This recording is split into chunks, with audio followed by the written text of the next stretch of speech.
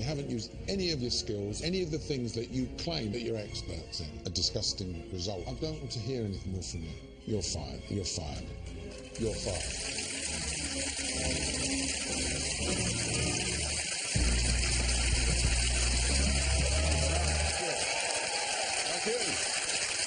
Good evening, I'm Jack D. Welcome to The Apprentice, You're Fired. Thank you for crossing the channel to join us here on BBC Two. This week saw the candidates impressing the French with their linguistic skills. Moi, je voudrais acheter 7 verres pour 70 euros. Ah oui. Pouvez-vous me donner un prix d'amis, s'il vous plaît? Parlez-vous l'anglais? In the end, Joseph resorted to sign language. Is good? Is good? 100 euro for 7. Who knew that was French for 7? But things were soon cleared up with some straight talking back in the UK. Oh, mate, what a shit! Now that is genuine bullshit. You got covered in bullshit. Now you know how I feel when I listen to some of the rubbish that comes out your mouth in this boardroom. Pardon his French. Well, joining me to add a little je ne sais quoi as we discuss tonight's task are international entrepreneur Francis Dickens, no-nonsense advisor to Lord Sugar, our very own Claude Littner, and he's back, proving that I clearly have no say on this show. It's Romesh Ranganathan. Welcome to You're Fired.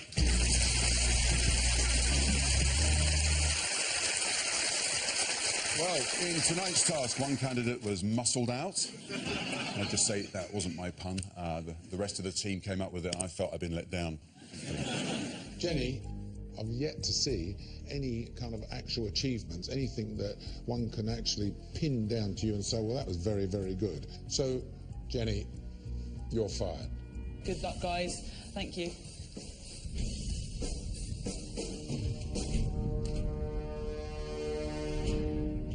Ladies and gentlemen, please welcome Jenny Garbes.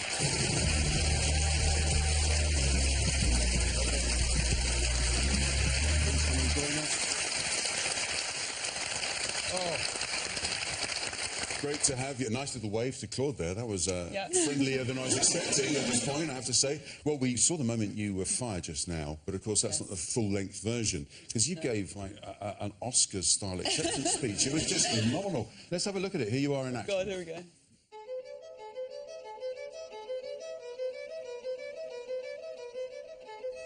I've yet to see any kind of actual achievements, anything that one can actually pin down to you and say, well, that was very, very good. Jenny, you didn't buy anything, did you? I know, it's awful. I did try and get the muscles, Okay, so look, there's no excuse, because the boys, they bought the muscles.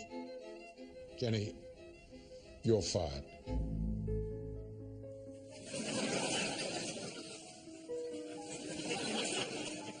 Okay, well, I really appreciate the opportunity. I'm very disappointed to not have shown you what I'm really capable of, Lord Sugar, because I do actually think I had the capability to win this process. Many of the other candidates in the House said that they were worried that I was going to be in the final with them. I'm really sorry that I haven't been able to show you that, but good luck, guys. So thank you.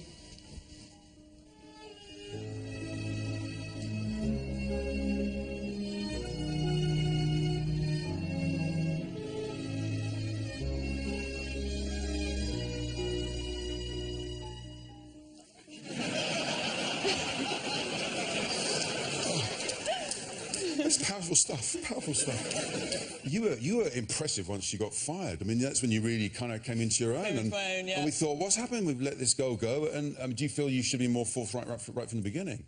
Well, I mean, I do feel like I was a very outspoken kind of character, but I think when you've got 18 people that obviously want to have their own businesses, they want to change the world, all of them, you know, even when you're a big character in real life, you can also be squashed by the other big characters. Well, you went out on a high, but let's have a look at what went wrong and landed you in the boardroom in the first place. We want you to look for the muscles. Restaurant, there's a restaurant there. Oh, it's Chinese though. Mussels. The manager said no, because that's all we've got left and we'd have to take it off the menu. Jenny took the waitress's word for it. She didn't get hold of the head chef and she didn't speak to the manager. Unfortunately, I think Jenny is the dead weight. My dad is actually an antiques collector. And in Canterbury, I do imagine that there are a couple of antique shops.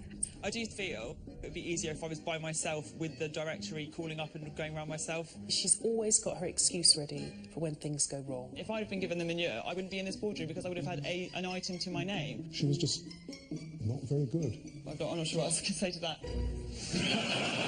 The thing that I noticed there is that you said that if you didn't have to go around with all these people and you could just do it on your own, you would have done fine. I mean, this is The Apprentice. Have you watched the show before? You know that's what you're meant to do. Yeah.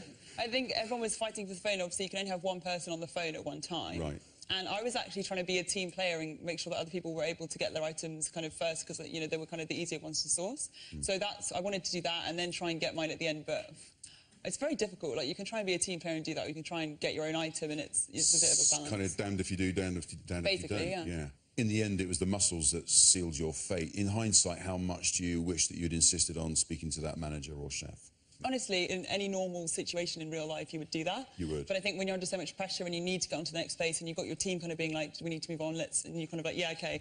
And then by the time you've got out, you're thinking, God, why didn't I do that? Yeah. And, you know, when Karen was saying that to me in the boardroom, I was thinking, you're absolutely right. She was right, Of course I should have. I would say that to myself. So. Did your team have a phobia of fishmongers? I was just wondering why it is you went for restaurants. We were calling fishmongers, but the problem is it was actually in the afternoon at this point, like 2, 3 p.m. And, you know, no fishmonger has that amount of mussels in the afternoon. It's restaurants. Then you try and go to restaurants, but they don't have enough. So if the restaurants hadn't worked out, would you just knocked on people's doors and said, are you having mussels for dinner? It would have been another thing. Now, Francis, you know, you've built a very successful business career. What do you do when you come up against no? I think you've got to realise that actually people are probably saying no, but they don't really mean no. You just haven't asked them the right question in the right way. So I would definitely go at it again. In fact, when we were setting up 13 years ago, I remember one of the biggest punch-ups I had with one of my colleagues was over a client that was allegedly saying no. And we went back to them again a year later. They did say yes. So it's all about just keep going. Obviously, you couldn't wait a year, but you could have gone and asked the boss, for sure. No, I completely appreciate that, and I should have. Yeah. I don't have very many regrets, but that would be my one regret, actually. Claude? Well, first of all, no one says no to me. That's the point I'd like to make. It's just not worth their while. But I think that Jenny was incredibly unlucky in that there were loads of mistakes being made, and this was just one of many. That's right.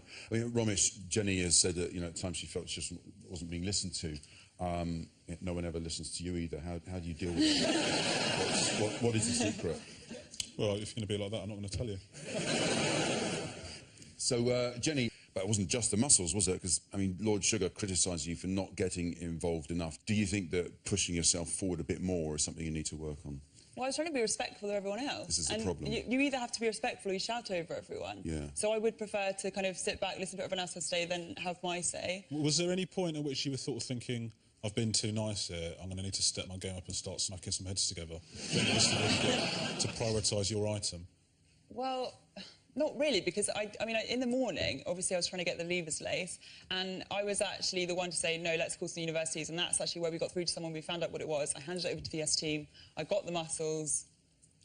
You were about mussels all night. I didn't get them. You were working away at it. I want to go back to that theme of putting yourself forward, and in The Apprentice, that's clearly a good strategy. It seems to me you need to do that. But how much is that the case in the real world of business, would you say, Claude? Well, I think you've got to pace yourself, really, and I think that sometimes you need to be wise enough to put yourself forward, and sometimes you perhaps need to hold back a bit. And it's that judgment that I think failed you on this particular occasion. Absolutely. And I think, as Claude has just said, it's all about knowing what you're going to do at the right time. And I think, unfortunately for you, you'd been very quiet for the preceding 2 episodes, and I felt that you absolutely had to make your mark.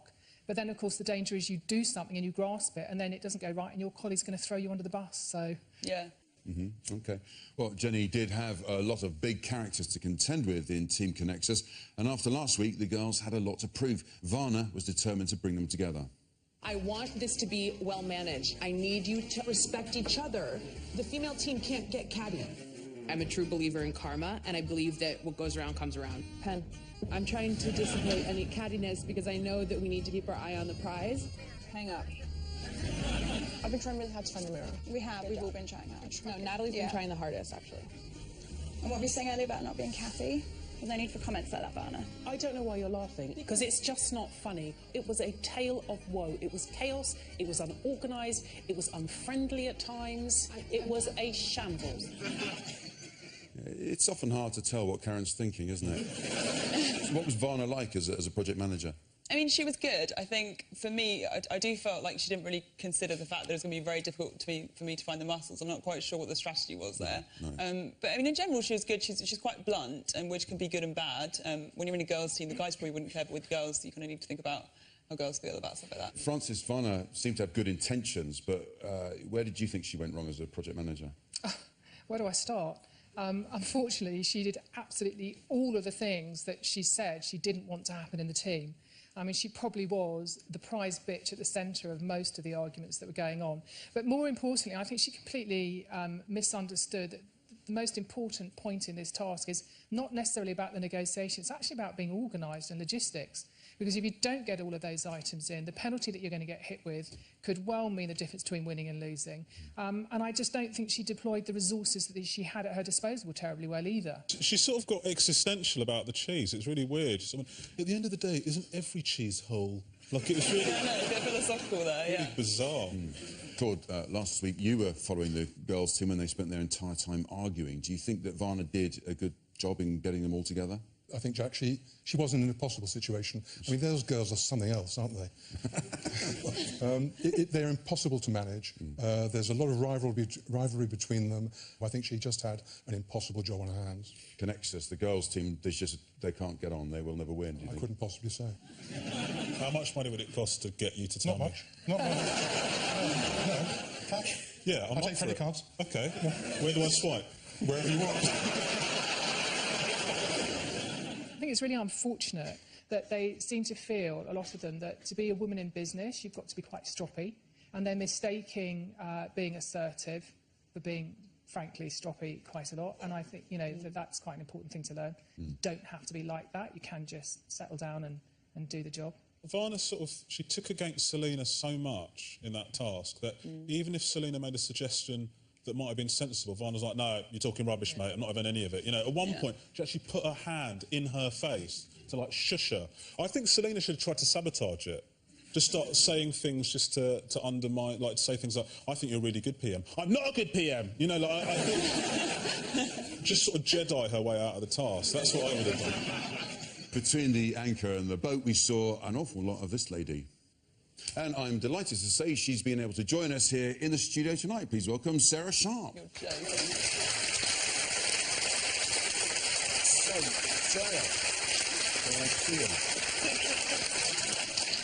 You've often had customers come in and deliberate so much over buying a rubber dinghy, for instance? No, not really, no. They know, you know what you want when you go into a shop like yours, don't you? Yes. So, I mean, you drive a hard bargain, though, don't you? You weren't going to budge on anything, is that? No, I was... But she was very shrewd, the lady. She was very shrewd when she shook my hand as she went out the door again. Well, she'd knocked me down £1. She's frankly dishonest. After 4 visits, you finally knocked off a £5 for the girls, didn't you? Yes.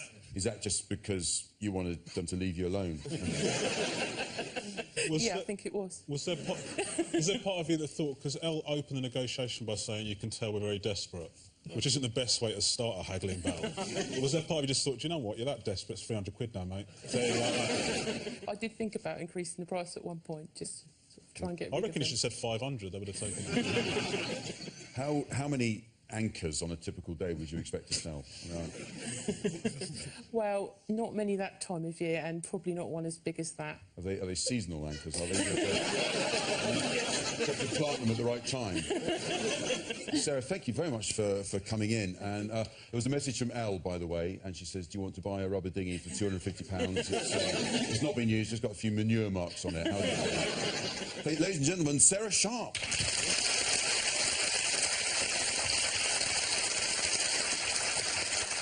So what about the winning team, Team Versatile? There were some choppy waters for them because they had their own power struggle to contend with.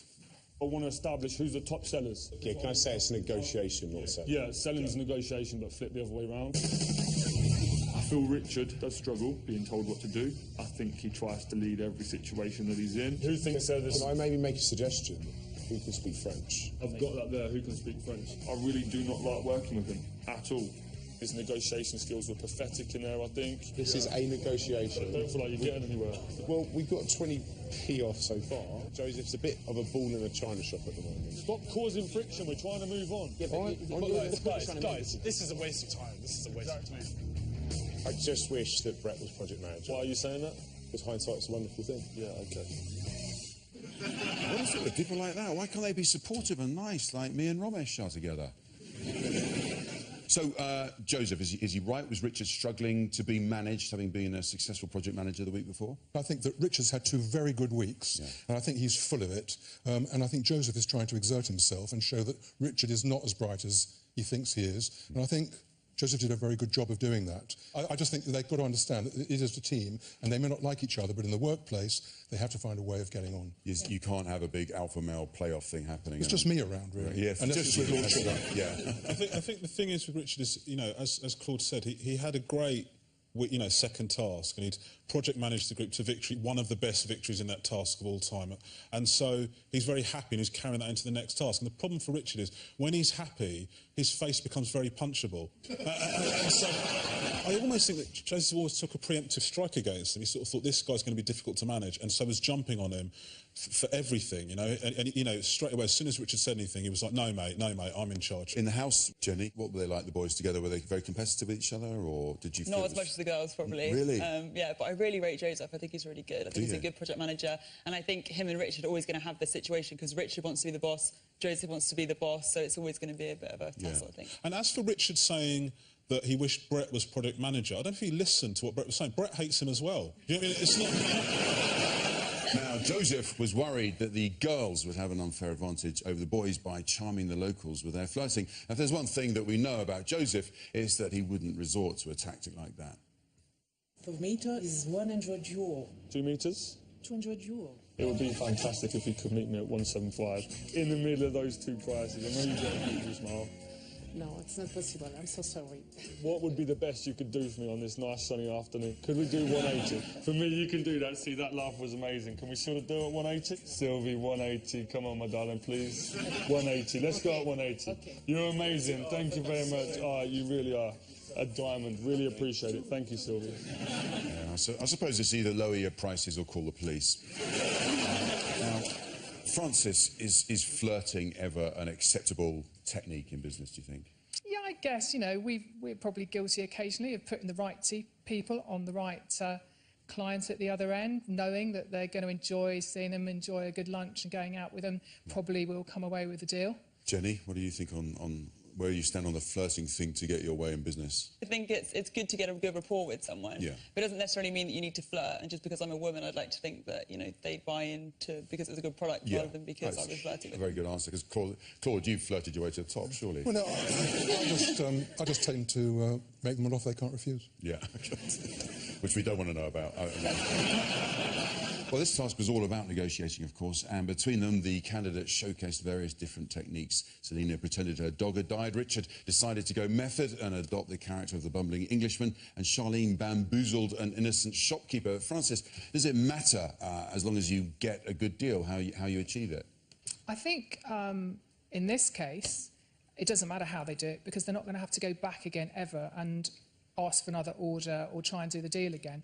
I mean, obviously, in real life, in real business, you've got to know what you're negotiating. You've got to make it possible for that person to give you what you want. You've got to find the reason for them to say yes to you. And generally, that starts with them liking you. Unless you're negotiating from an absolute position of strength, where they've got no alternative, really, to give you what you want, they've got to want to deal with you. And did any of the candidates show that? I thought Gary did a great job with that dinghy. He was very nice in the way that he asked. He was actually, you know, with his little brummy charm. I thought he did a good job. I mean, it was a risk, though, in seriousness, to go back to Lord Sugar with a toy boat when, you know, inflatable dinghy had been on the list. You were worried, I think, in the film, you said. Well, I think that's right, because, in fact, in the shop there was a slightly larger dinghy, which definitely complied with the measurements. The one they bought, even though he might have got it a little bit cheaper, was really only just on the margins, so he took a big risk. And I do think in business also, Gary made a mistake, because he said it's all about the price, but sometimes it's not only about the price. OK.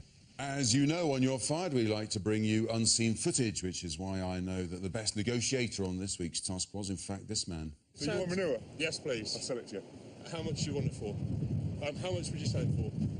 Well, you've got to calculate how much the feed costs, the time it's in the horse's stomach, the grass, the maintenance, the fertiliser, the hedge trimming, the security, all that kind of stuff. I'll sell it to my bag. I'll put it back. bearing in mind that we bagged it ourselves and I've physically got myself dirty and stuff like that, would you be happy for me to just take it for free? I'll tell you what, I'm not going to shake your hand. You can have it for free. Oh, there must have been a massive horse as well, mustn't there? So the teams have had some pretty unpleasant tasks already this series: gutting fish, shoveling manure, going to France. But Romesh, you've been investigating what it must be like to be an apprentice candidate. What have you found out?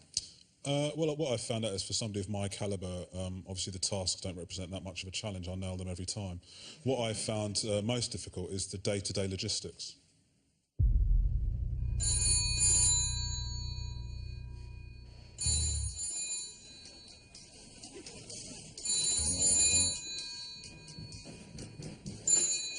Hello, Romesh Jonathan Ranganathan speaking. Good morning.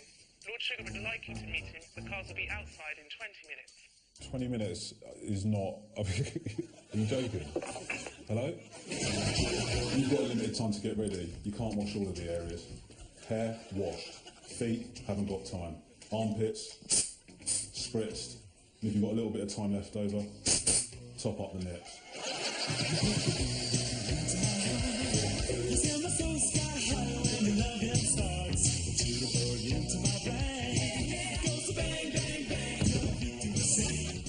Love you.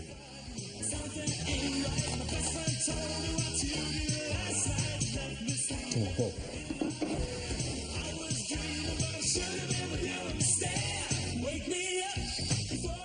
Smashed it.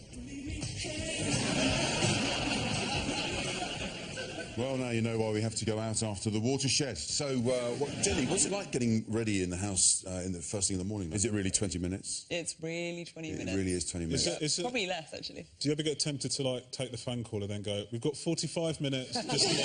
I should have done just that, to mess them up. So Jenny, look, sadly, Lord Sugar isn't going to invest in your business. Let's see what advice he has for you in the future.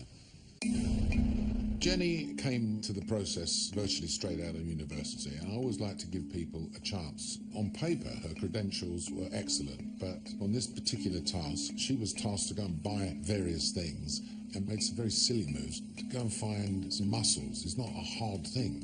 She has to realise that she has to take responsibility and control of things and not rely upon other people. But I do admire her self-confidence. She said, you know, Lord Sugar will be knocking on my door because I'm going to go on and show him what I can do externally. Well, good. I'm pleased to hear that. And most certainly would be quite happy to open the door to her if she ever did come back showing me what she's achieved. So, to be clear, who's going to be knocking on whose door? As long as it's one of us, it's fine. What do you think is the most likely thing to happen? I don't know whether he's going to come knocking on my door, but really what I meant by that is that I want to show him that I'm actually really capable in what I can do. OK. What is up for you next? I'm now actually scaling a startup company based in Shoreditch across all of the UK, so I'm managing that. Before my probation, I've actually been promoted already. And then I'm also run a few different side projects. And then I've also just launched my book, which is in relation to my business plan. I can go on if you like. And with all that going on, if anything, the Apprentice was getting in the way. Well, it's time to find out whether we agree that Jenny was the right person to be fired tonight. Francis, do you think Lord Sugar was right to fire Jenny? Well, Jenny, I think that in business, you've got to know when it's time to elbow your way in there and make a noise. And you had been very quiet. You needed to nail it this time, and I'm afraid you didn't. So, yes, I do agree with him. Claude? Well, my feeling is that Elle's dithering was unforgivable. So I think that whilst Lord Sugar made a good decision, I think Elle was very, very lucky to escape on this occasion. Very interesting. No. Hold on. Are you saying you disagree with Lord Sugar? No. No, that's what you said, Claude. No. Can we scrap that? Romesh? I think that you're going to be a massive success. But I do think in terms of this task and in terms of this process, I just feel like you could have been more assertive in getting yourself across. And I'm not saying that's a bad thing. You were trying to give everyone else a shot. But for this process, you would have been better served by putting yourself in the front line a bit more. Yeah. And so to the audience vote, if you agree with Lord Sugar, hold up fired. If you don't, hold up hired.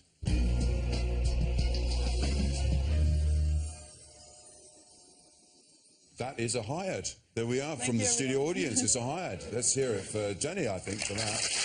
Well done. That's the first one. Well, Jenny, I think it's obvious everyone's really sorry to be losing you from The Apprentice. As you know, nobody leaves empty-handed on You're Fired, so I had to think about what I could get you. And just in case you do manage to ever find the mussels, I got you a cookbook with a pot. So there you are, that's what I got for you. Jenny, you've been a great guest. Let's have a look at your highlights. Hi, I'm Ruth. I'm Jenny. I have the right chemical makeup to be an entrepreneur. Every single morning I wake up with a surge of adrenaline around my body because I want to be a global phenomenon. That's great, black and white, fantastic. Jenny comes across as someone who's got a lot of experience. Look towards the camera and I want you to smile. I'm a complete all-rounder. I can sell, I can manage, I can market, I can do all kinds of things. Yay, the girls and the shampoo. She has sort of a confidence and a feistiness. Oh, I love it, I love it. She's just good. Like, she's an all-round, just, like, solidly good. And cut. Ladies and gentlemen, Jenny Garbis.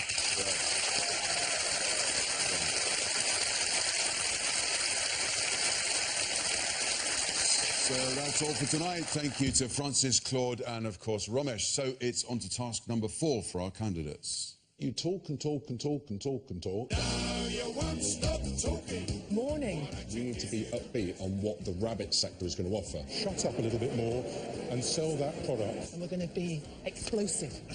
Yeah! Absolutely amazing. You couldn't sell a bone to Battersea Dogs Home. You all right there? I'm like this. Like, would you shake my hand? No. You know, he's talking like his brain was on fire. With your incessant talking. Talk, talk, talk, talk, talk. You'll be down. Rabbits. Rabbits. Rabbits. Rabbits.